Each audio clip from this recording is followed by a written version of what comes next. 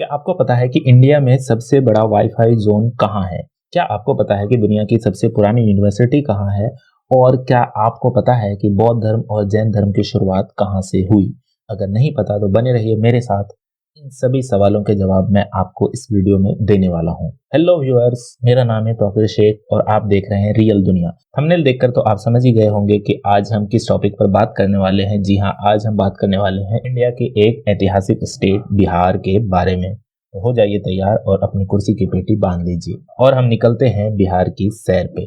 बिहार हमेशा से ऐसा नहीं था जैसा आप आज मूवी, वेब सीरीज और न्यूज चैनल्स में देखते हैं। इसका इतिहास बिल्कुल इससे अलग था। जी हाँ, वही बिहार जहाँ के बच्चे मैथ्स में कैलकुलेटर को भी मात दे दे। आप किस स्टेट से हैं कमेंट में जरूर बताएं। तो सबसे पहले हम बात करेंगे इसके इतिहास के बारे में। बिहार, जिसे प्राचीन काल में मगध के नाम से जाना जाता था, इसकी राजधानी पाटलिपुत्र थी, जो कि अभी पटना के नाम से जाना जाता है। 1912 में बंगाल विभाजन के बाद बिहार अस्तित्व में आया। फिर 1936 में उड़ीसा और 2000 ईस्वी में झारखंड इससे अलग हो गया। दुनिया की सबसे पुरानी यूनिवर्सिटी नालंदा भी बिहार में ही है, जहां पर पढ़ाई के लिए छात्र प्राचीन काल में दूसरे देशों से यहाँ पर पढ़ने के लिए आते थे। इसमें करीब 10,000 से ज्यादा छात्र पढ़ते थे और 2000 से ज्यादा टीचर्स यहाँ पे पढ़ाते थे। इतना ही नहीं, 12वीं सदी में जब नालंदा लाइब्रेरी को बख्तियार खिलजी के हुक्म पर आग लगा दी गई तो उसे पूरी तरह से जलने में 3 महीने का समय लगा। जी हाँ, इससे आप अंदाजा लगा सकते हैं कि उस लाइब्रेरी में कितनी किताबें रही होंगी। ऐसा बताया जाता है कि उसमें बहुत सारी बौद्ध धर्म की किताबें थी और उसमें बहुत सारी हैंड रिटन बुक्स भी थी, क्योंकि उस टाइम पे प्रिंटिंग का कोई ऐसा सुविधा मौजूद नहीं था। तो ज्यादातर जो बुक्स होती थी वो हैंड रिटन ही थी। बौद्ध और जैन धर्म की शुरुआत भी इसी बिहार से हुई। जी हाँ, भगवान महावीर और गौतम बुद्ध इसी बिहार के हैं। इतना ही नहीं, आज जिस बिहार के एजुकेशन सिस्टम के बारे में सवाल उठाया जाता है, दुनिया को जीरो देने वाले आर्यभट्ट इसी बिहार से थे। जी हाँ, इंडिया को यूपी के बाद सबसे ज्यादा आईएएस ऑफिसर देने वाला राज्य बिहार ही है। और इसी बिहार के भोजपुर का 12 साल का एक लड़का, जिसने इंडिया का one of the toughest exam IIT crack किया। ऐसा कहा जाता है कि बिहार के लोग कम से कम रिसोर्स में भी अपने लक्ष्य को पाने की जिद को नहीं छोड़ते।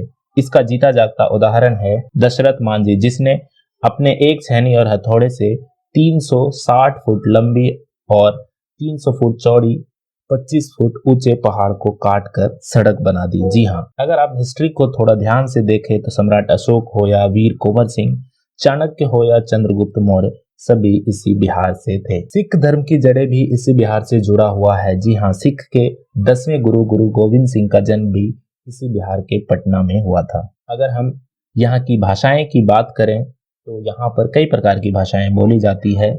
मुख्य रूप से यहाँ पे हिंदी बोली जाती है, उसके साथ साथ भोजपुरी, मैथिली, मगही, वज्जिका, अंगिका और उर्दू भी यहाँ पे बोली जाती है। सैकड़ों साल पुरानी मिथिला की पेंटिंग आज भी बिहार सहित देश और विदेशों में प्रचलित है। भारत के राष्ट्रीय प्रतीक 4 सिर वाला सिंह अशोक चक्र भी बिहार में स्थित अशोक स्तंभ से लिया गया है।